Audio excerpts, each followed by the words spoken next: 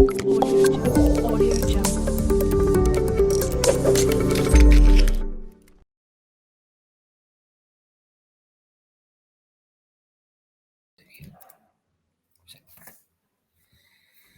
Muy buenas tardes a todos y muchas gracias por participar hoy en la sesión informativa Actualización en nuevas terapias frente a la COVID-19, una visión multidisciplinar donde abordar retos y compartir enfoques, organizada por IM Médico en colaboración con GSK.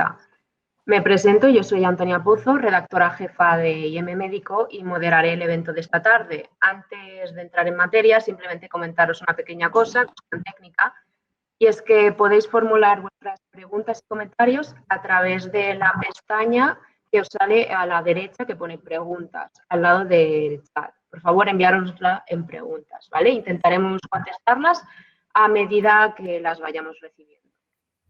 El objetivo del encuentro de hoy es arrojar algo de luz sobre la situación actual de la pandemia y las necesidades terapéuticas actuales desde un punto de vista multidisciplinar. Para ello, esta tarde vamos a contar con la presencia del doctor Luis Pérez del Llano, jefe de servicio de neumología del Hospital Universitario Lucus Augusti de Lugo. Muchas gracias, Luis. Muchas gracias. Perdón que te he cortado, Luis. También está con nosotros el doctor Juan González del Castillo, jefe de la unidad de urgencias del Hospital Clínico San Carlos, además también coordinador nacional del Grupo de Trabajo en Infecciones de la Sociedad Española de Urgencias y Emergencias. Un placer, Juan. Hola, buenas tardes. Y finalmente también contamos con la presencia de Arturo López, que es actual director médico de GSK España, Portugal e Israel. Bienvenido, Arturo. Gracias, Antonia. Muy buenas tardes. Buenas tardes. Pues nada, hechas las presentaciones, ha llegado el momento de entrar en materia, que por algo hemos organizado todo esto. Y quizá lo primero sería ponernos un poco en contexto. Y es que hace ya más de un año que convivimos con la COVID y afortunadamente médicos, investigadores, laboratorios, sociedades científicas y un gran número de profesionales han trabajado a diario para recabar al máximo información posible. Y es que la COVID-19 irrumpió en nuestras vidas y no sabíamos nada de ella. Partíamos de cero en cuanto a información, síntomas, diagnóstico, tratamiento. Así, para ponernos un poco en situación a día de hoy, ¿qué certezas tenemos en cuanto a síntomas y diagnóstico de COVID? A ver, ¿quién se anima a arrancar? ¿Luis? Como queráis, ¿no? Encantado. Venga, Luis, te toca. Bueno, yo creo que los síntomas conocemos bastante bien hoy en día como los síntomas que da, los pacientes que pueden estar en riesgo de sufrir formas de enfermedad graves, en qué momento de la enfermedad los pacientes se complican, que suele ser sobre el día 7, más o menos 2 días, cuando hacen la neumonía y normalmente requieren ingreso. Sabemos que pacientes tienen más probabilidad de progresar hacia formas graves y que pongan en peligro su vida. Y también sabemos bien cómo diagnosticarlos, ¿no? Se han desarrollado en los últimos tiempos técnicas, aparte de la PCR clásica, técnicas alternativas como, por ejemplo, el test de detección rápida de antígenos, que tiene una buena sensibilidad en las primeras fases de la enfermedad, en los primeros 7 días, no así después. Y, bueno, buena sensibilidad me refiero a un 70 y pico, 80%, o sea, tendríamos todavía muchos falsos negativos, ¿no? Y sigue la prueba en gold estándar para el diagnóstico, sigue siendo la PCR, los anticuerpos. Realmente las pruebas serológicas tienen menos valor, más en el contexto quizás de estudios epidemiológicos o bien a veces a la hora de decidir un tratamiento concreto en un paciente concreto que está ingresado y nos interesa ver si tiene una respuesta humoral a la infección. Pero bueno, yo creo que en esto sí hemos aprendido los médicos a identificar los síntomas, a saber cómo diagnosticar a los pacientes y no es el problema hoy en día con la COVID-19. El problema es cómo tenemos que curar a los pacientes y ahí me paro. Sí, yo creo que una cosa muy importante que hemos aprendido también es una magistral lección de humildad que nos ha dado este virus, ¿no? Que ha puesto en jaque a la sociedad occidental y a nuestra forma de vivir, ¿no? Y que además nos ha puesto la cara roja en múltiples ocasiones con afirmaciones que hicimos al principio de la pandemia y que posteriormente se han demostrado equívocas, como por ejemplo las vías de transmisión, las rutas de transmisión, ¿no? Hoy sabemos que el 10-20% de las personas son responsables del 80% de los contagios, pero sabemos que que es más importante hablar de sucesos supercontagiadores que se producen en circunstancias de sitios muy concurridos, cerrados, donde existe un contacto cercano, próximo y prolongado, y eso es más importante que incluso los supercontagiadores, ¿no? Creo que como hemos aprendido, como ha dicho previamente Luis, mucho de la estratificación del riesgo, ¿no? También otra de las cosas que pensábamos que no iba a ocurrir era el colapso del sistema sanitario, ¿no? Y el desconocimiento en la enfermedad de esos primeros meses pues produjo en gran medida ese colapso, ¿no? Ahora hemos aprendido bien a estratificar el riesgo de los pacientes. Desde el ámbito de la urgencia hemos aprendido a filtrar los ingresos, a saber qué pacientes podemos dar de alta con seguridad, sin comprometer el resultado clínico, evitando ingresos innecesarios que colapsen el sistema, ¿no? Nosotros en mi hospital tenemos una experiencia ya con más de 500 pacientes con neumonía por COVID manejados de forma ambulatoria, con un seguimiento estrecho, con un índice de reingresos de únicamente el 8% y sin mortalidad, y eso favorece sin duda el que el sistema no colapse, ¿no? Desde el punto de vista de la sintomatología, también lo ha dicho Luis, está claro el cuadro estereotípico del COVID, donde predominan disnea, fiebre y tos, pero desde SEMES pusimos en marcha en el mes de mayo una red de investigación multicéntrica con 62 hospitales, a la que denominamos SIESTA, Spanish Investigators on Emergency Situations Team, y ahí lo que estudiamos fueron manifestaciones atípicas del COVID como vía de presentación en urgencias, ¿no? Y teniendo claro cuál es la sintomatología Princeps del COVID, pues también vimos que el COVID está asociado a un riesgo incrementado de presentación en urgencias como una embolia de pulmón, como un Guillain-Barré, neumotoras, meningoencefalitis o pericarditis, como enfermedades que hemos nosotros visto en esta red de investigación que se asocian a presentaciones, ¿no? Y yo creo que hemos aprendido de una forma también muy importante a identificar los fenotipos de pacientes, ¿no? En función del estadio clínico, en función de en qué fase de la enfermedad están, identificar ese fenotipo y ese fenotipo, esa identificación nos debe llevar a hacer un tratamiento más específico en función de esa situación evolutiva, evitando el café para todos, ¿no? Desde el punto de vista diagnóstico, pues nada más que lo que ha dicho Luis. Muy importante yo creo que fueron la inclusión de los antígenos durante el mes de septiembre para aumentar la capacidad diagnóstica. Tenemos que tener en cuenta que en la primera hora se calcula que diagnosticábamos al 3% de los pacientes y ahora la capacidad diagnóstica se eleva al 70%, ¿no? O sea que son cosas que han ayudado al control actual de la epidemia desde el punto de vista sanitario, ¿no? Yo, si me permitís un comentario, desde luego no puedo hablar mucho de pacientes, no he visto muchos con COVID, quitándome a mí mismo y a mi familia, que sí que lo hemos pasado. Pero yo lo que tal y como yo lo he vivenciado y como lo hemos vivenciado mucho, bueno, primero ha sido lo extraordinariamente compleja que ha sido esta enfermedad, cómo nos hemos enfrentado a una cosa totalmente nueva, pero la capacidad de aprendizaje que habéis tenido en los hospitales y de la profesión médica ha sido increíble. La cantidad de información que ahora mismo tenemos, un año después de la pandemia, esto se ha visto pocas veces. A mí me recuerda un poco a aquella otra pandemia que hubo con el SIDA, que de repente pues empezó a haber artículos, empezamos a ponernos todas las pilas y al final acabó funcionando. Yo creo que esa capacidad de aprendizaje ha sido fundamental. La otra cosa que a mí me ha sorprendido mucho es que COVID no se acaba cuando uno sale de la UBI o cuando uno lo ha pasado. Antes, Luis, tú comentabas aquí que tú estás empezando a ver ahora el post-COVID, que nadie sabe muy bien de qué va, pero que hay unos cuantos que lo padecen. Y yo personalmente os puedo decir que no vuelo mucho. Llevo 4 meses que apenas consigo leer 2 cosas. Pero hay gente que lo está pasando peor, ¿verdad, Luis? Sí, sí, sí. No sé si queréis que entremos ahora en el tema del post-covismo, que es un tema arduo, es un tema complicado, es un cajón desastre muy grande. Pero sí que me gustaría comentar algunas de las cosas que ha dicho Juan y que creo que son muy importantes, ¿no? Y que ha dicho Arturo también. Esto todo es la primera vez en mi vida como médico que yo entro a la habitación de un paciente sin saber qué hacer, ¿no? Y que hemos tenido que tomar decisiones arriesgadas, porque, por ejemplo, el uso de los corticoides sí o no en las primeras fases de la enfermedad. Todavía sigue siendo controvertido, supongo que esto lo hablaremos después, pero fijaos en el mes de marzo, ¿no? Había opiniones de grandes expertos publicadas en Lancet, en el New England, ¿no? Diciendo que por favor no se nos ocurriera utilizar corticoides, ¿no? Y esta era una situación, una decisión que podía tener impacto en la supervivencia de los pacientes. Para mí, quizás, si tuviera que decir cuál fue la decisión más difícil, quizás haya sido esta, ¿no? Si utilizar corticoides sí o no, ¿no?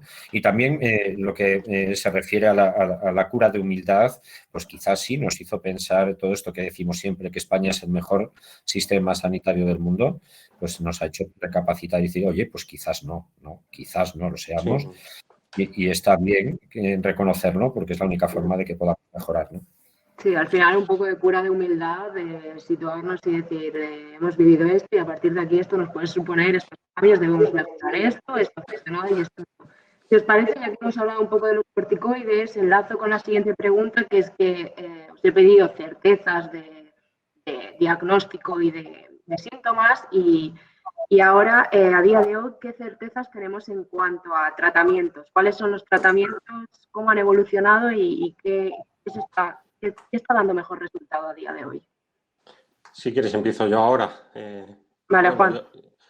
yo creo que una cosa muy importante que hemos aprendido es qué no hacer, ¿no? Qué no dar, ¿no? Con toda esa fiebre inicial de poner en marcha en un momento de desesperación, en realidad, ¿no? Coger tratamientos que bien in vitro habían demostrado cierta actividad o por el mecanismo de acción nos parecían que pudieran ser útiles, ¿no? Y empezamos a utilizar hidroxicloroquina, lopinavir, ritonavir, acitromicina y bueno, eso hemos aprendido y aprendimos muy rápido el que eran fútiles y que no era necesario utilizarlos, ¿no? Y creo que fue muy importante y una de las cosas muy importantes de esta pandemia también ha sido el trabajo en equipo, el trabajo multidisciplinar y a nivel científico han sido muy importantes las iniciativas conjuntas de investigación como el Recovery en Gran Bretaña, el CTT en Estados Unidos o el Solidarity de la OMS para obtener resultados pronto de esos fármacos que empezábamos a usar y dejar de utilizarlos lo antes posible, ¿no? O de forma muy temprana, ¿no?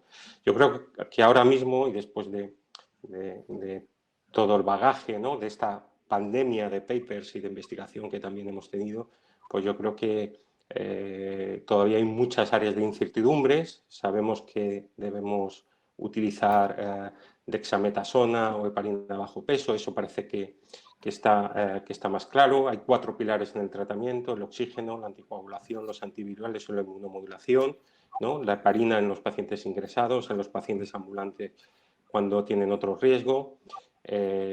Como antivirales, pues lo que estamos utilizando ahora es el remdesivir en aquellos pacientes que precisan oxígeno para mantener buena saturación, aunque sabemos que lo que ha mostrado es disminuir el periodo clínico de 15 a 10 días, aunque hay un subgrupo de pacientes que son aquellos que necesitan oxigenoterapia, pero no alto flujo y no ventilados, que podrían tener cierto beneficio de mortalidad.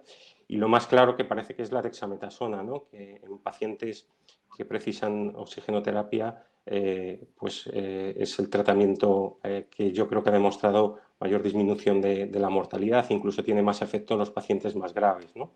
Pero también hay que tener en cuenta con la dexametasona que hay una tendencia, en los estudios nos muestran una tendencia a aumentar la mortalidad en pacientes que no precisan ese oxígeno, ¿no? Luego está otros tratamientos más debatidos como el tocilizumab, los inhibidores de JAK, que probablemente podamos hablar posteriormente, pero yo creo que seguimos necesitando, ¿no? Encontrar un antiviral que administrar de forma muy precoz en los primeros días de sintomatología, que prevenga la progresión de la enfermedad, que inhiba la replicación viral, que sea seguro, que sea eficaz y que una vez diagnosticado el paciente podamos administrar una droga efectiva, ¿no? Yo creo que todavía hay mucho campo para mejorar. El tratamiento lo basamos en esos 4 pilares, pero hay mucho por hacer todavía, hay mucho por aclarar, sobre todo en temas de inmunomodulación y de antivirales, ¿no? Luis, ¿tú tienes algo que añadir? Sí, bueno, creo que ha hecho un buen resumen Juan. Lo cierto, para hablar un poco de los 4 pilares y centrarnos en cosas más concretas, los corticoides, ¿no? Como decía antes, los corticoides fueron la decisión más difícil que tuvimos que tomar al principio. Yo me decanté por el sí, me parecía que había más argumentos, podría haberme equivocado perfectamente y todavía hoy no soy capaz de reconocer a ciencia cierta qué pacientes se van a beneficiar de los corticoides. Nosotros hemos hecho un estudio en Galicia recogiendo todas las neumonías de la primera ola y hemos visto, fijaos, que los corticoides se asociaban con un peor pronóstico, mayor riesgo de intubación y mortalidad. Esto pensábamos que podría haber un sesgo en cuanto a que los médicos en aquel entonces trataban con corticoides a aquellos pacientes que estaban más graves. Y a pesar de hacer un estudio multivariante, ese estudio, a veces las técnicas estadísticas no son capaces de eliminar completamente los sesgos, ¿no? Nos seguía saliendo que con el estudio multivariante ajustado para edad, factores de gravedad, comorbilidades, que los corticoides seguían siendo contraproducentes en el pronóstico de los pacientes, ¿no? Lo siguiente que hicimos fue juntar nuestros datos con los de otros compañeros neumólogos de otros sitios de España y hacer lo que llamamos un propensity score matching. Esto es emparejar de la forma más aproximada posible a un paciente que recibe corticoides con otro que no recibe corticoides y ajustarlo para factores de riesgo, factores de gravedad, factores de inflamación, etcétera, etcétera. Y ahí ya se perdía la significación estadística, pero no nos salía que los corticoides fueran, que mejorasen el pronóstico de los pacientes, ¿no? Lo siguiente que miramos fue hacer un estudio multivariante para ver si podíamos identificar los pacientes que se podrían beneficiar de los corticoides y nos salió que aquellos pacientes que iniciaban tarde el tratamiento, no temprano, sino los que pasaban al menos más de 7 días, preferentemente 9 días, eran los que más se beneficiaban de los corticoides. Y esto sí se parece al subanálisis del recovery que mencionó antes mi colega, ¿no? Entonces, con todo este batiburrillo, yo diría que ¿por qué sale que los corticoides no son desde luego una ganga? Porque si no, esto se vería claro. Cuando un tratamiento funciona y funciona de una forma clara, indiscutible, es que lo ves ya en los datos brutos. No hace falta casi ni hacer análisis pormenorizados, ¿no? Y aquí no se ve. O sea, sin embargo, la experiencia clínica nos dice que sí que hay pacientes que van bien con corticoides. Yo puedo ver un tipo de paciente que le pongo dexametasona y remonta la saturación y en 2 días pasa. Y hay otro perfil de paciente que le pones el corticoide y le da exactamente igual, sigue progresando hacia un distrés respiratorio y acaba necesitando alto flujo, UCI o las dos cosas sucesivamente, ¿no? Así que seguramente lo que ocurre es lo que decía Juan, que debe haber fenotipos de pacientes, tipos de daño pulmonar que no somos capaces de identificar por la clínica o por la radiología, pero que pueden ser algunos córticos sensibles y otros córticos resistentes, ¿no? Creo que en los próximos meses podremos avanzar un poco más en la identificación de qué pacientes se benefician o no de los corticoides. Pero creo que el mensaje es que los corticoides no son, desde luego, un bálsamo de Fierabras, no vale para todo el mundo y que tenemos que intentar esforzarnos en individualizar el tratamiento. Esto con respecto a los corticoides, ¿no? Sí, yo creo muy correcto lo que está diciendo Luis y además probablemente es la tarea más compleja que tenemos. El hecho de tener tantos estudios de investigación con resultados contradictorios probablemente se ha debido a que se seleccionan momentos distintos de la enfermedad y pacientes en diferentes situaciones, ¿no? Y yo creo que ahí también hay que hacer un gran esfuerzo por perfilar cada tratamiento para una fase concreta y una situación concreta del paciente, ¿no? Y los estudios deberían enfocarse más a restringir el tipo de paciente al que incluyen los mismos y así podremos obtener resultados más concluyentes de los mismos. Cuando empezamos a mezclar pacientes con diferentes características, luego obtenemos resultados distintos en función del grupo de investigación. Y yo creo que esto es básico de cara al futuro para terminar de perfilar qué tratamientos realmente son útiles y en qué momento hay que administrarlos, porque lo que hablaremos, supongo, luego de anticuerpos monoclonales. Los anticuerpos monoclonales en fases tempranas pueden o han visto que podemos obtener buenos resultados, pero en pacientes ya hospitalizados pues los resultados son futiles, ¿no? Yo creo que elegir el momento de administración y el paciente que se puede beneficiar es fundamental. Y la estrategia de investigación debe ir también ahí, hacer grupos más estrechos, ¿no? De características más homogéneas que darlo a un gran grupo simplemente porque tengan una PCR positiva, ¿no? Sí, yo por construir un poquito lo que acabáis de decir, pues es cierto que cada vez nos vamos a acercar más a un conocimiento fenotípico muy detallado de cada paciente al que vamos a tener que adaptar las terapias. Hablando, por ejemplo, de los corticoides, me parece recordar que en el recovery los pacientes que más mortalidad tienen, que son los más ancianos, son los que menos responden. Me parece que eso fue uno de los resultados del recovery. Mientras que los más jóvenes parece que funcionan más. Es decir, ya tienes a un grupo aislado ahí que sabes que te puede responder o no, pero que bueno, que hay dudas y que probablemente necesitará un abordaje mucho más específico.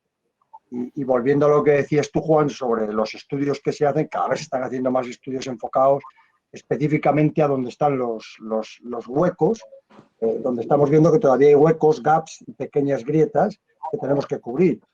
Pues cuando empiezan las nuevas variantes, pues a lo mejor la vacuna no te cubre, tienes que cubrirlo de otra manera.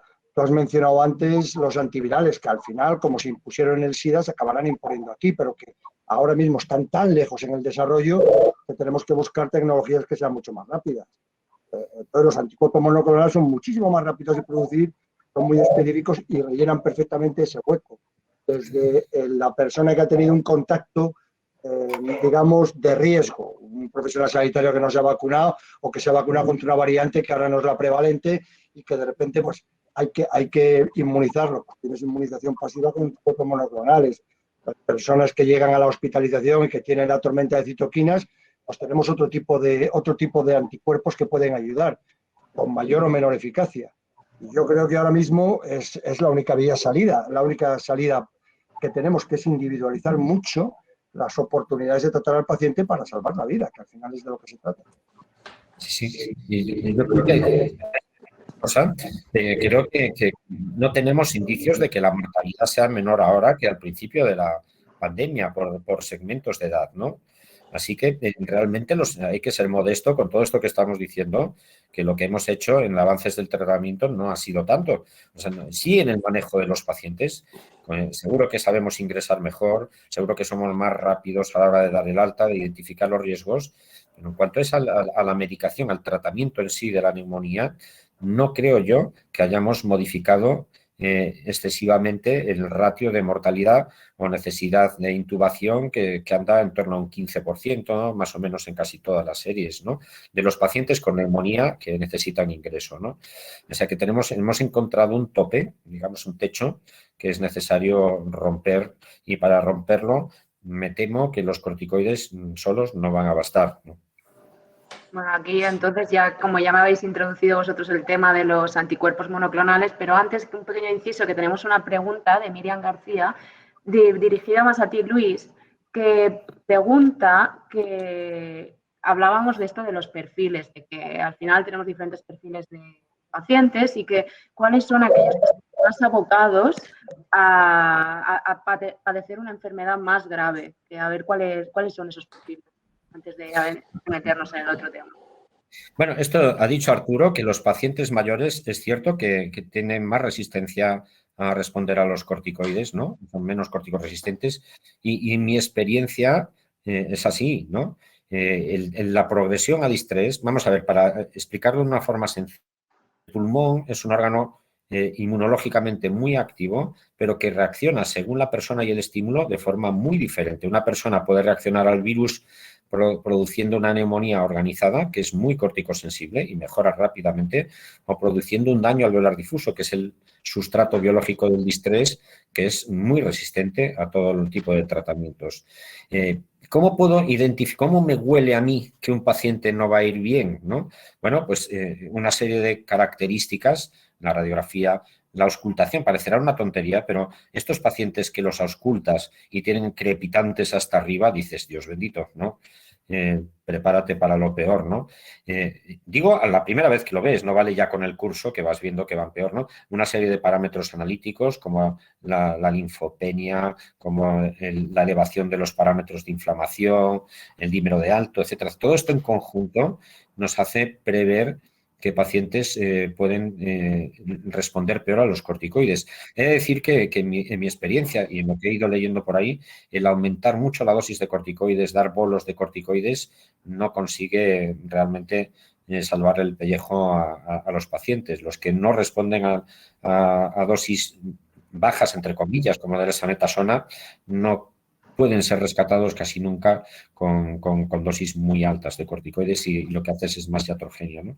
O sea que sí que es verdad que hay fenotipos, no es fácil identificarlos, no hay ningún parámetro, ojalá tuviéramos un biomarcador que nos dijera, muy bien, este es un paciente corticosensible, lo vamos a solucionar con 2 días de dexametasona, ¿no? Pero no hay, pero sin embargo sí hay datos clínicos, analíticos, todo conjunto que te hacen sospechar con bastante probabilidad de acierto que paciente no va a ir bien, ¿no? Vale, gracias, Luis. Pues ahora sí que retomamos el tema de los anticuerpos monoclonales. ¿Qué perspectivas tenéis ante estos medicamentos? ¿Tienen el potencial de ser un arma efectiva contra la COVID? Estoy seguro que te va a comentar Arturo. ¿Te refieres a los... Pues vale, pues si queréis yo rompo un poquito el hielo, ¿vale? Venga. Hombre, a ver, si nos damos cuenta, yo por hilar un poquito lo que empecé diciendo de la gran cantidad de información que hemos ido acumulando y lo que hemos aprendido. Y una de las cosas que los 2 ponentes que están conmigo aquí han dicho ahora es, bueno, que tenemos que empezar a individualizar. Y todo eso nos ha llevado realmente a ser muy específicos a la hora de buscar soluciones, ¿vale? La primera, la más sencilla, la tenemos todos en la cabeza. Esto es un virus. Los virus desde siempre se han tratado de alguna manera o tradicionalmente, históricamente con vacunas. Vamos a hacer vacunas. Una vez que descubrimos la secuencia genómica del SARS-CoV-2, dijimos, ya lo tenemos. Y gracias a tecnologías muy modernas, como el RNA mensajero, bueno, podemos ahora producir vacunas con mucha más rapidez de lo que se producían antes. Y esto nos va, de alguna manera, a permitir prevenir la aparición de la enfermedad o, si aparece, pues que sea con síntomas graves y con síntomas leves y, lógicamente, descargar un sistema sanitario que se pueda atascar.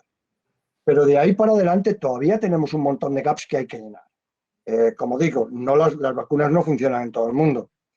Hay variantes nuevas que vienen y una vacuna puede o no puede funcionar. Muchas vacunas no sabemos si van a tener una inmunidad prolongada o una memoria prolongada.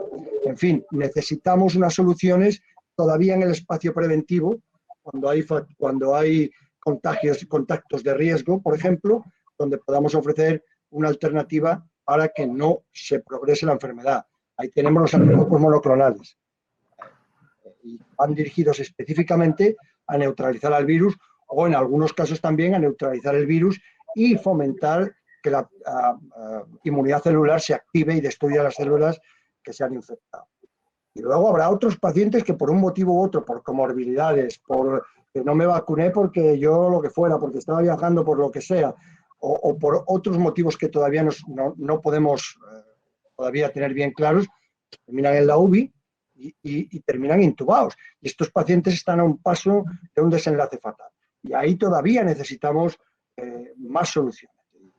Ahí el fenómeno, yo entiendo que es menos el virus en sí, como todo el fenómeno de la hiperinflamación que se genera, que realmente está utilizando al pulmón como campo de batalla para realmente producir un montón de efectos que terminan con el fallo multiórgano. Y ahí necesitamos otra solución. Y yo creo que si somos capaces de trabajar ahí, tendremos oportunidades. Como digo, las vacunas primero, anticuerpos para prevenir en las fases leves y moderadas y algún tratamiento, fundamentalmente ahora mismo tenemos productos Remdesivir, que es un antiviral, pero también tenemos anticuerpos como Tilimab, que es un anticuerpo monoclonal, Tocilizumab, y que no ha funcionado tan bien como otros, precisamente para esta fase donde los pacientes ya no tienen una solución tan fácil. Si queréis hablamos un poquito de esto. Yo os dejo a los componentes que elaboréis sobre esto, si queréis. Sí, desarrollado. Venga. Sí, sí, hombre. Desde luego, la utilización de anticuerpos monoclonales al inicio de la enfermedad lo veo de gran utilidad, especialmente en pacientes, como has dicho Arturo, pues de edad avanzada o con otras comorbilidades, con el objeto de evitar la progresión de la enfermedad. Yo creo que esto es clave, ¿no? Una enfermedad que no sabemos o que nos cuesta mucho manejar cuando se produce la respuesta inflamatoria sistémica, el distrés respiratorio, donde la tasa de mortalidad es tan alta, pues cualquier intervención en esas fases iniciales y la ventana de tratamiento es muy estrecha en ese momento, ¿no? Entonces, en cuanto esté diagnosticado esa población de riesgo, hay que darle una solución, y si le podemos dar una solución con estos anticuerpos monoclonales, pues yo lo veo de una gran utilidad y con un gran futuro, ¿no? Además, los estudios ya han mostrado, bueno, cuando uno interviene sobre el virus, lo que quiere en primer lugar es demostrar que baja la carga viral, ¿no? Y los estudios con anticuerpos monoclonales pues han visto esa reducción en la carga logarítmica viral con su administración en la fase inicial, ¿no? Y eso conlleva una reducción en la hospitalización o una reducción en la evolución de la enfermedad, ¿no? Entonces yo creo que en ese sentido pues pueden ser una oportunidad. Es verdad que también, hablando de las mutaciones, ¿no? El anticuerpo que está aprobado actualmente por la FDA, pues parece que con la mutación de la cepa de la variante sudafricana, la E484K, pues parece que hay una pérdida de la capacidad de neutralización, es decir, que necesitamos nuevos anticuerpos monoclonales que sean activos frente a esas variantes, ¿no? Y parece que con lo que tenemos no es suficiente, ¿no? Y luego la fase inflamatoria, sin lugar a dudas, es otro gran reto que tenemos. Y Luis hablaba antes de que nos falta un biomarcador, ¿no? Esto es la parte más difícil, cuando introducir ese efecto inmunomodulador en nuestros pacientes, ¿no? Que al principio se utilizaba en pacientes más graves, ¿no? Pacientes que ya estuvieran en la UBI, y que vamos tendiendo a utilizarlos también en una fase más precoz, cuando existe cierto deterioro, por ejemplo, cuando fallan a la dexametasona que hablábamos, ¿no? O cuando se muestran inflamados con insuficiencia respiratoria, no progresan con DEXA, pero antes de que entre en fallo orgánico pulmonar y requiere una intubación, pues quizás sea un momento de intervenir, ¿no? Lamentablemente, coger ese punto es lo más complicado, ¿no? En qué punto administrarlo. Pero bueno, yo creo que hay gap, como tú dices, Arturo, y hay que seguir por ahí, y seguro que vendrán nuevas moléculas que nos ayuden a cubrir ese gap, y a intentar mejorar los resultados clínicos, ¿no? A lo mejor con una sola droga no lo conseguimos, pero si tenemos un buen arsenal y conseguimos intervenir en diferentes fases de la enfermedad con múltiples estrategias, pues a lo mejor conseguimos lograr ese objetivo de disminuir razonablemente la mortalidad. Sí. Bueno, yo quiero decir que el problema lo vamos a tener y que de ahí nos va a costar mucho trabajo salir, por lo menos en mucho tiempo, en el daño alveolar difuso, o sea, el sustrato biológico del distrés respiratorio, ¿no? Los pacientes que hacen distrés, que hacen este tipo de lesión pulmonar, van de cabeza pues al tubo, si es que son intubables, y ahí no nos hemos movido. La mortalidad está desde hace muchos años en un 40%, 40-50%, ¿no? Digamos que no hay tratamientos específicos para ese tipo de lesión pulmonar, porque a pesar de que el contexto sea infeccioso, inflamatorio, en sí misma esta lesión en el pulmón no es muy inflamatoria. Es más, es lo que llamamos, no hay linfocitos, no hay eosinófilos, no hay células corticosensibles, ¿no? Entonces, yo aquí, claro, los esfuerzos se centrarán seguramente en evitar que los pacientes hagan distrés interviniendo en fases tempranas de la enfermedad. Ahí es donde podrían ser estos anticuerpos útiles, pero yo les preguntaría a mis compañeros si ven factible que un sistema sanitario pueda identificar a un señor de 83 años, cardiópata, que está en el día 2 de COVID, con 38 de fiebre, algo de tos, anosmia, y que rápidamente se ha avisado para ponerle un anticuerpo monoclonal contra el virus. No estoy hablando de los antiinflamatorios, estoy hablando de lo que se llama inmunización pasiva, ¿no? Entonces, esta es mi pregunta. ¿Realmente esto es un sueño, es una utopía, o veis que esto podría ser posible? ¿Qué gasto ocasionaría? Estos tratamientos no son baratos, ¿no? ¿Es factible? Sería la pregunta. Bueno, sí, indudablemente tiene su complejidad, ¿no? Y las noticias de Estados Unidos, donde la FDA aprobó este tratamiento, pues hablan de eso, de la complejidad, porque está destinado a una población que en principio está tratada de forma ambulatoria, que necesita un tratamiento intravenoso, una observación posterior, ¿no? Para descartar las reacciones alérgicas. Pero yo creo dos cosas. En primer lugar, en pacientes de edad avanzada con comorbilidad, con riesgo de deterioro clínico, creo que es mejor intervenir y va a ser mejor en términos, o podría ser mejor en términos de mortalidad. Y si realmente reducimos la hospitalización un 70%, 65-70%, eso también ahorra costes, ¿de acuerdo? Y la segunda parte es cómo organizarlo. Va a necesitar de una organización del sistema, sin duda, pero bueno, yo creo que ese es un reto, después de lo que hemos afrontado, quizás un reto más sencillo de afrontar, bien sea con atención primaria, hospitales de día, servicios de urgencias. Quiero decir que el sistema debería tener la capacidad para resolver ese problema de la administración en fases precoces. Y desde luego yo creo que sí. No, Juan, y cuando estos casos no sean generalizados, cuando mucha de esta población esté cubierta por una vacuna y en vez de ser miles de pacientes sean pues 10 en Galicia o 20, ¿tú crees que se podrá montar o habrá tanto interés en montar este tipo de administración precoz de tratamientos complejos o no decaerá un poco el interés, que es el miedo que pueda haber? Bueno, eso quizá Arturo contesta mejor. Es decir, Bueno, desde el punto a de vista ver, sanitario habrá que organizarlo. Lo que hay que tener es una buena distribución de los anticuerpos y una buena claro, conservación y que se puedan administrar. A lo mejor si son casos esporádicos, Luis, no hace falta que todos los hospitales dispongan del tratamiento, sino seleccionar No. centros de referencia, ¿no? Eso habrá que ver el contexto, sin duda. sí, a medida que sepamos más de estos fenotipos y afinemos todavía mucho más y sepamos más de qué parte de la población está vacunada o no está vacunada, quién sigue teniendo ese riesgo adicional o no lo tiene, yo creo que el sistema, como decías tú, Juan, le va a compensar tratar preventivamente a pacientes que tienen un alto potencial de acabar en la OBI con una mortalidad de 50%, pues terminar en otro sitio, le va a compensar que todo ese gasto que supone tener a una persona pues en un hospital, como ha habido algunos que se han pasado 2 o 3 meses. Al final, las soluciones están para cubrir estos agujeros y yo creo que los anticuerpos monoclonales van a permitir tapar la mayoría de estos agujeros que quedan por ahí, de estos gaps.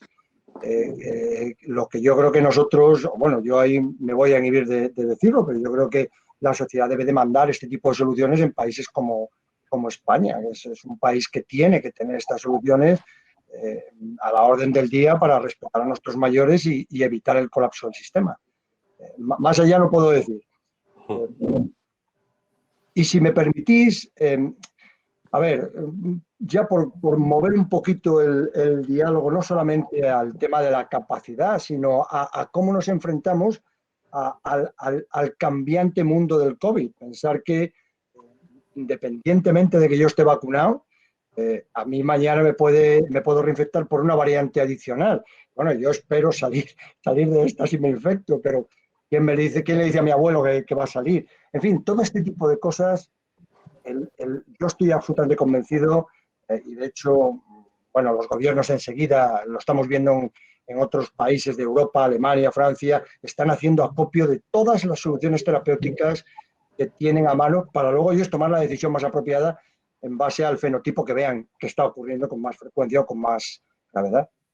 Claro, es que al final, digamos que la llegada de estas nuevas variantes, después la posibilidad de que la COVID-19 se convierta en un virus endémico, por ejemplo, o la misma duración de la protección inmunitaria de las vacunas, que, claro, el tiempo que ha pasado no podemos tener toda la información, hacen, digamos, más importante la necesidad de conseguir esos tratamientos de los que estáis hablando, ¿no? Hombre, sin duda, ¿no? La vacuna no va a terminar con este problema, ni mucho menos a corto plazo, ¿no? Quiero decir que hay diferentes factores que nos hacen pensar en que esto no ha terminado, ¿no? Es decir, ya, empezando porque la vacuna llegue a toda la población, que eso pasará mucho tiempo. La efectividad de las vacunas o de todas las vacunas, aunque parece que las vacunas, lo que se está transmitiendo es que la efectividad de las vacunas en condiciones reales es incluso mejor que la esperada por los ensayos clínicos, lo cierto es que las vacunas también están mostrando esa efectividad en una situación en que se están manteniendo las medidas de distanciamiento social, ¿no? ¿Qué va a pasar una vez se eliminen esas barreras, ¿no? Si se va a mantener esa eficacia. Creo que Arturo mencionó previamente la duración de la inmunidad que secundaria a la vacuna, que es desconocida en este momento. Sabemos que con la inmunidad natural pues la tasa de reinfecciones es muy baja, pero no sabemos qué va a pasar, ¿no? Aún así tenemos ejemplos, ¿no? Por ejemplo, el ejemplo de Manao, ¿no? Donde había la idea de que el 60-70% de la población tenía una seroprevalencia, se había infectado, y aún así luego posteriormente tuvieron muchos casos muy activos por reinfecciones que no se sabe muy bien si eran por una nueva variante o no. Las variantes, ¿no? Y las mutaciones que estamos viendo, sabemos que la variante sudafricana pues pierde la capacidad de neutralización frente a la vacuna de Astra, por ejemplo, que ha suspendido el estudio fase 3 que tenía allí por falta de eficacia. Es decir, los escapes vacunales no son 100%, las nuevas mutaciones que puedan aparecer. La verdad es que en ese contexto hay un montón de interrogantes que hacen que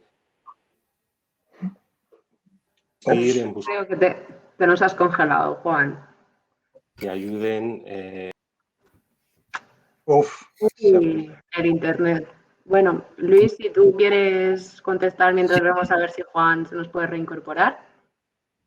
Sí, bueno, yo creo que hemos alcanzado un consenso que es hay que actuar rápido y de una forma eficiente, ¿no? Lo que nos dice Juan es verdad, es muy improbable que se logre eliminar el virus de todo el mundo, ¿no? Esto hay muy pocos casos contados en la historia de la humanidad y ha sido a lo largo de muchos años en campañas masivas de vacunación y en virus que se dejan. Está por ver que se deje, entre comillas, ¿no? Sí, creo que la situación va a mejorar. No soy apocalíptico ni alarmista, pero efectivamente coincido con mi compañero que el virus no se va a eliminar del todo. Habrá gente que no se inmunice, habrá gente que no responda a las vacunas y lo que sabemos ahora es que hay que actuar rápido en las personas que tienen riesgo de hacer formas graves de la enfermedad. Lo que no tengo muy claro es lo que tengo dudas todavía es cómo nos podemos organizar desde un punto de vista operativo, digamos, para alcanzar y poner todo este tratamiento en la calle y a las personas que lo necesiten, ¿no? Esto es lo que más me preocupa. Esa es una buena apreciación. Yo, si os fijáis un poquito en lo que es el desarrollo normal de un fármaco, normalmente se tardan años en conseguir un registro. Fijaros lo rápido que se están moviendo las cosas. Nosotros en GSK tenemos algunos productos para COVID en particular que están teniendo revisiones de emergencia, lo que se llama Emergency Review o Rolling Review, que es a medida que tú vas generando los datos yo te los voy viendo para ver si te permite utilizarlo y bajo qué condiciones. Y en ese sentido yo creo que estamos más cerca de garantizar un acceso bueno para los pacientes en esta situación, porque la situación no existe. Ya veréis cómo en los próximos meses tenemos soluciones muy buenas a nivel de anticuerpos monoclonales.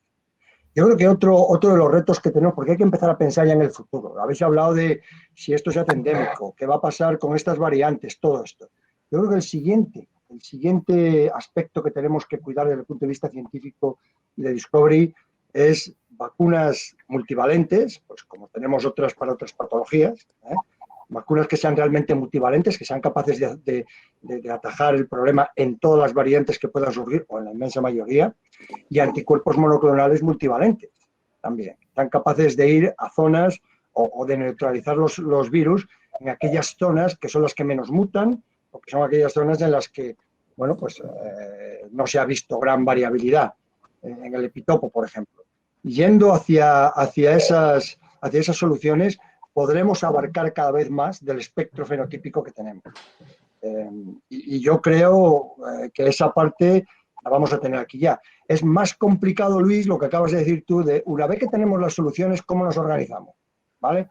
A ver, hacemos centros de referencia, ¿cómo se van a distribuir estas soluciones?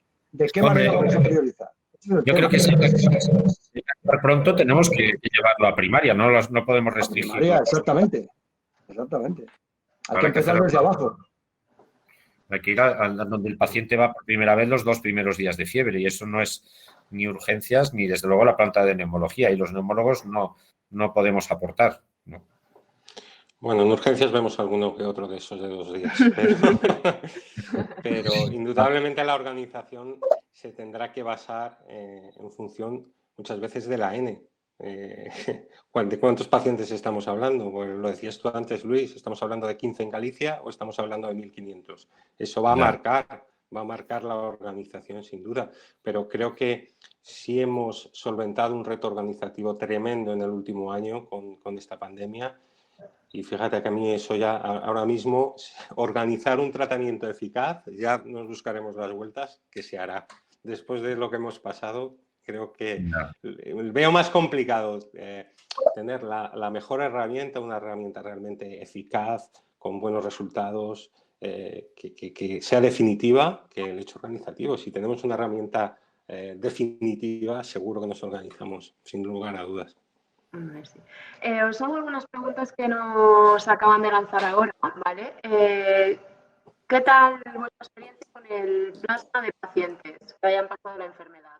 ¿El tratamiento funciona? ¿Cómo lo tenéis vosotros?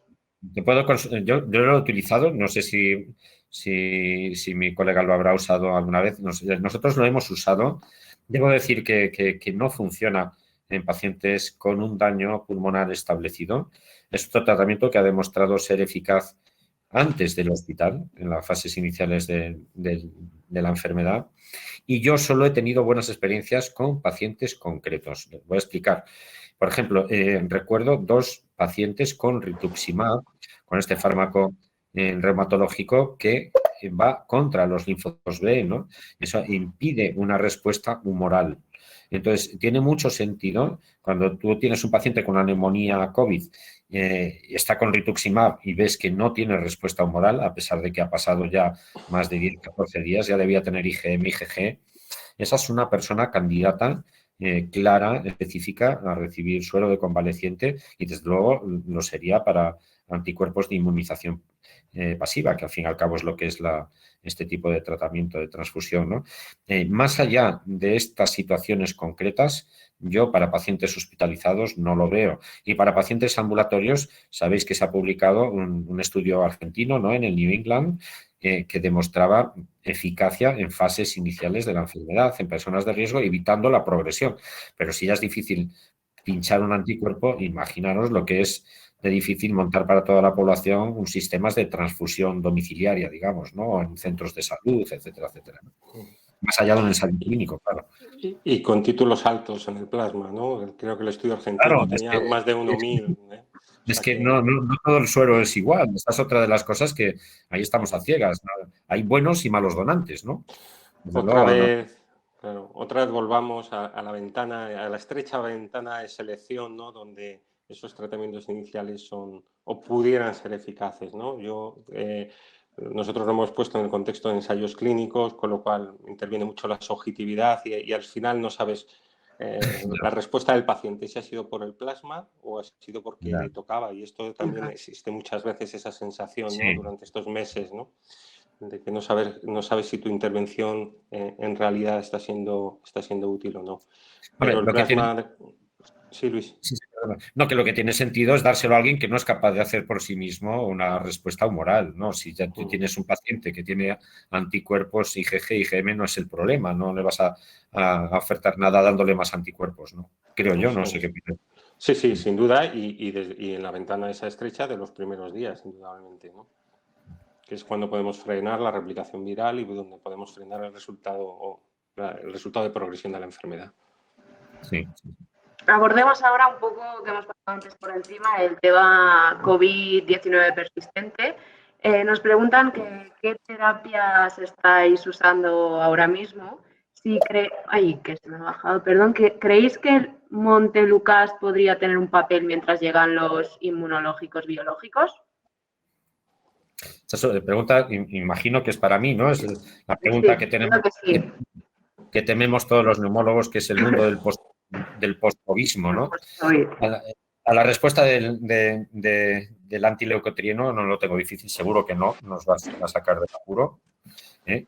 En cuanto a qué le pasa a estos pacientes, más allá del pequeño porcentaje de pacientes que tienen lesiones fibróticas residuales claras y que se expresan en las pruebas que hacemos de función pulmonar, pues el resto, hay un cajón desastre en el que cabe de todo, ¿no?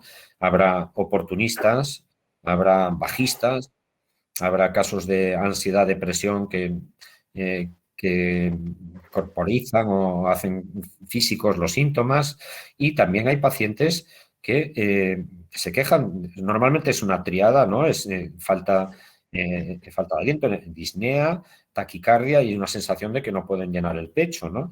Incluso algunas personas jóvenes deportistas, y que no depende de la gravedad de la infección inicial. Debo decir que aquí estamos muy desconcertados los neumólogos. Nosotros hacemos hasta pruebas de esfuerzo cardiopulmonar. O sea, es la prueba más sensible que tenemos en la neumología para detectar disfunción cardiopulmonar, cardiorrespiratoria, y más allá de falta de desacondicionamiento, de falta de entrenamiento, no somos capaces de identificar ninguna lesión pulmonar y ninguna lesión cardíaca. Ahora se está investigando, se está hablando de que podría ser una disautonomía, una disregulación, digamos, de la frecuencia cardíaca, de la frecuencia respiratoria, etcétera, etcétera, que no es medible por los métodos habituales. Pero, desde luego, no sabemos lo que pasa en este porcentaje de pacientes. Ya digo que esto del post-covismo es un enorme cajón desastre, y desde luego yo lo que sería es muy cauto a la hora de dar tratamientos. El Montelukast seguro que no imagino un antileucotrieno solucionándonos el problema, pero cuidadito con los corticoides y con medicamentos de este tipo, dados con alegría en este contexto, porque pueden hacer más daño que beneficio. Sí, yo como anécdota te diré que pertenezco a un comité, al Comité Científico del COVID del Colegio de Médicos de Madrid, y hicimos un documento de post-COVID recientemente. Los documentos suelen tener 10 preguntas, y en la primera reunión nos quedamos en la primera. No nos pusimos de acuerdo después de hora y media qué es el post-COVID y cómo definirlo. Entonces, claro, esa falta de sustrato biológico Claro. que no encontramos es lo que dificulta toda la aproximación diagnóstica y terapéutica, pero el hecho es que los pacientes de forma sistemática se quejan de diferentes síntomas, y síntomas muchas veces inconexos, ¿no? Entonces ahí está, yo creo que nos queda mucho por aprender en ese sentido. También otra experiencia que tenemos en mi hospital es que los otorrinolaringólogos han puesto en marcha una consulta para el tema de la anosmia, con cierto éxito, ¿no? Hacen una rehabilitación olfatoria, que eso sí tardas 3 o 4 meses, pero parece que están alcanzando buenos resultados. Se puede rehabilitar el olfato. No sabía yo esto. Sí, pues con diferentes aromas y de forma muy sistematizada lo tienen ellos elaborado. Y fíjate, yo desconocía que esa consulta existía, porque existía antes del COVID, ¿eh? Y ahora la hemos puesto en primera línea, pero ya existía antes del COVID. Yo, como anécdota, puedo contar un caso post-COVID de la semana pasada, que era una señora que viene que estaba fatal después de haber pasado el COVID, y mirando su historia clínica electrónica veo que tenía 3 PCRs negativas. Le digo, señora, pero es que usted siempre ha dado negativa para el COVID. Dice, ya, es que siempre me lo han hecho a destiempo, hombre.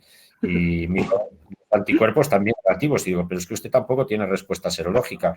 Dice, pero es que ya sé que hay algunos que pasan el COVID y no hacen respuesta serológica. ¿Y quién mejor que yo va a saber que lo he pasado y he quedado fatal, ¿no? Que te encuentras... Eso parece más bien pre-COVID. A veces se junta el pre con el post y ya no sabes. Sí. ¿No? Era por hacer un poco de broma, pero bueno, hemos visto casos de que personas que se sienten afectadas, que no pueden recuperar la actividad física previa, y que nosotros no sabemos. No hay sustrato biológico. Me encanta esa forma, porque es exactamente lo que a los médicos nos dan pánico, las enfermedades que no tienen sustrato biológico. Y entonces, hasta que no encontremos alguna razón que explique esto, no sabremos por dónde tirar.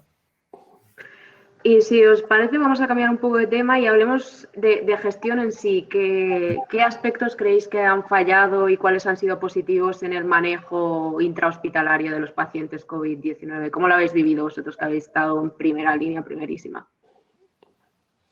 Bueno, yo prefiero centrarme en lo que ha funcionado más que en lo que falló, porque pues seamos positivos. Que fallar, nos encontramos con una ola de repente de un montón de pacientes de una enfermedad que desconocíamos cómo iba a evolucionar, pero de alto riesgo de muerte de muchos pacientes que se nos iban en pocas horas, y yo creo que en ese contexto es difícil trasladar mensajes en negativo. Yo prefiero quedarme con lo positivo, que es que ante esa situación se reaccionó, yo creo que en todos los hospitales, y el sistema sanitario reaccionó de forma rápida a partir del mes de marzo, y en los hospitales pues yo creo que ha habido ciertos aspectos que yo destacaría, pero el fundamental es el trabajo multidisciplinar y cómo hemos conformado grupos de trabajo.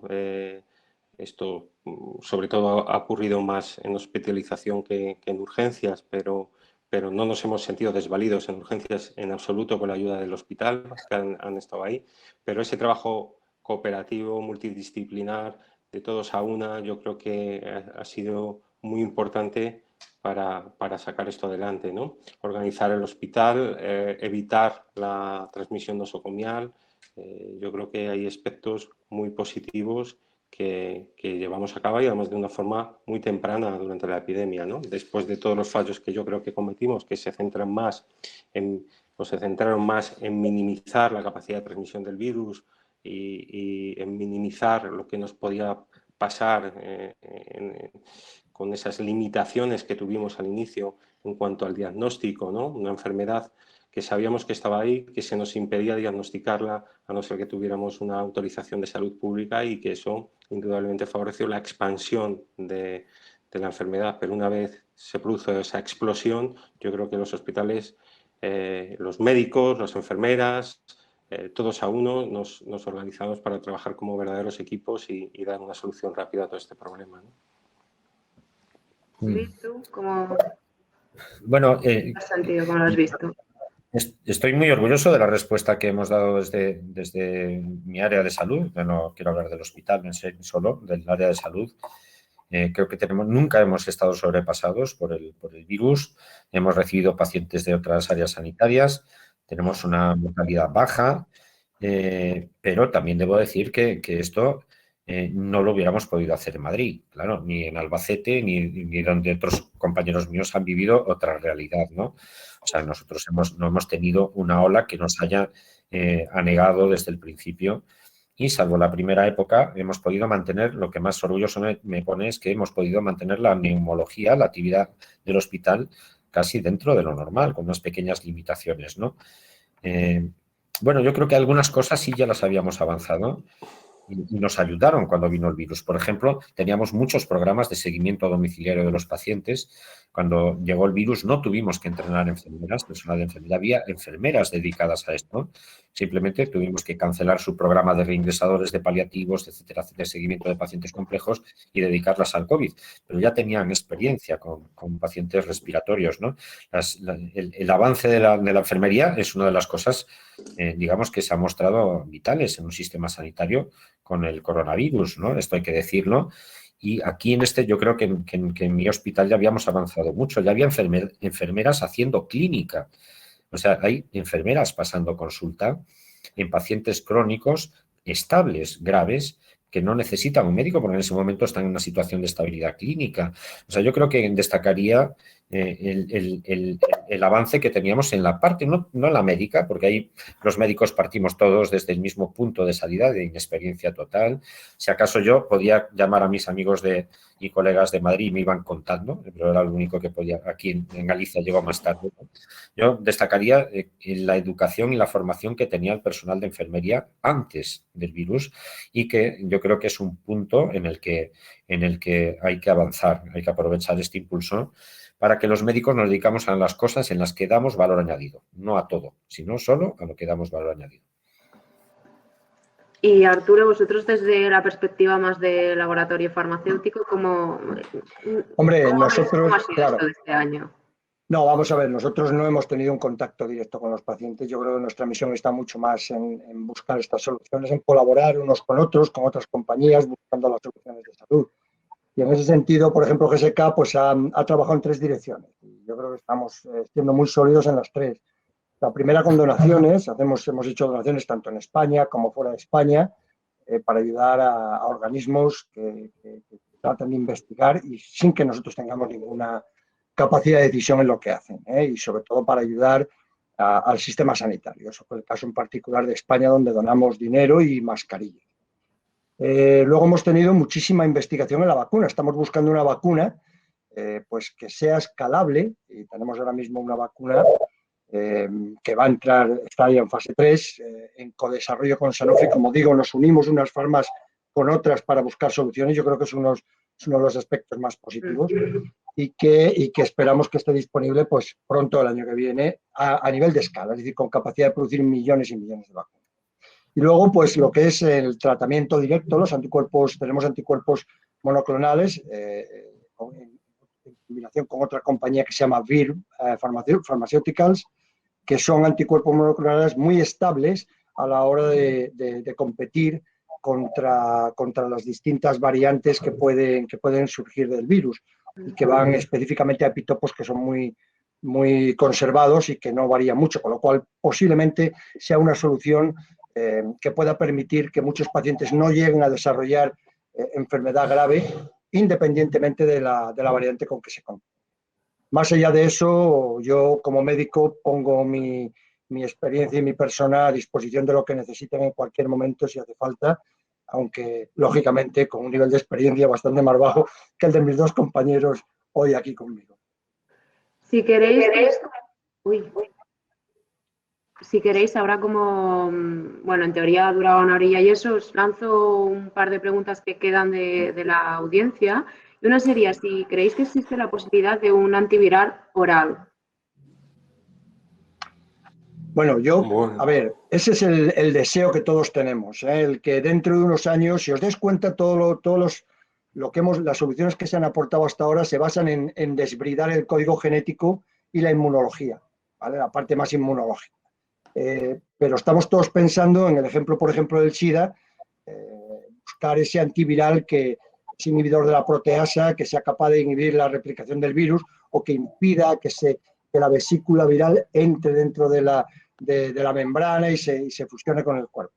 Pero esas soluciones están tardando. Yo creo que hay alguna compañía que está trabajando en esto, pero están tardando. Yo ahora creo que el foco fundamental está en esta pandemia, que tenemos que terminar con ella, con las soluciones que tenemos ahora, que están siendo muy eficaces. A nivel de estudios científicos, muchas de ellas están demostrando una eficacia tremenda.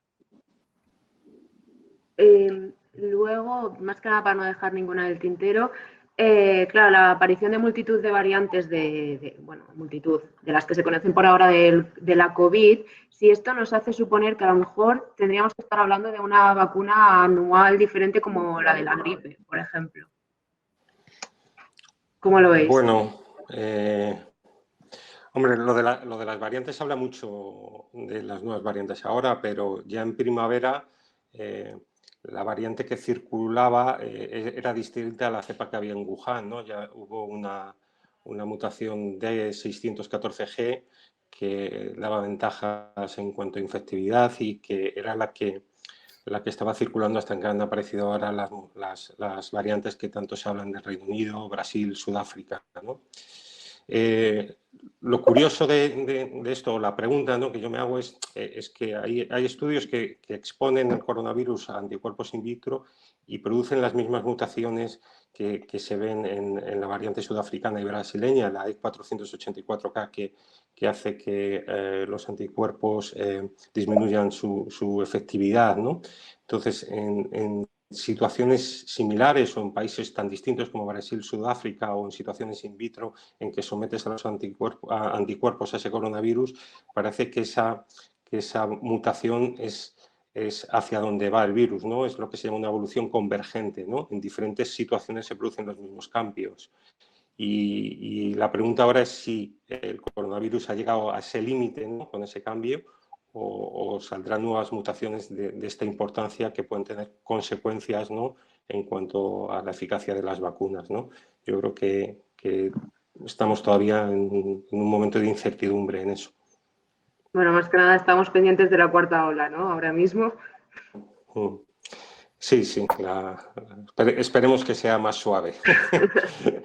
Pues nada, no sé si queréis añadir alguna cosa más, vosotros, Luis o Arturo. Si no, ha llegado, con esta intervención de Juan, habríamos llegado al final de la sesión informativa de hoy. Y bueno, daros las gracias por participar hoy en este webinar, que ha sido posible gracias a la colaboración de GSK y a nuestros 3 ponentes de hoy. Muchas gracias, reitero, Juan, Luis y Arturo. Y bueno, a todos los que habéis pasado un tiempo esta horita con nosotros, gracias por dedicarnos vuestro tiempo. Y bueno, porque ha habido alguien que nos lo ha comentado, vais a recibir un link con el replay del vídeo, ¿vale? Entonces así podréis verlo en cualquier momento. Lo dicho, muchas gracias y cuidaos y os esperamos en la próxima. Saludos. Muchas gracias. Saludos. Gracias a todos. Adiós.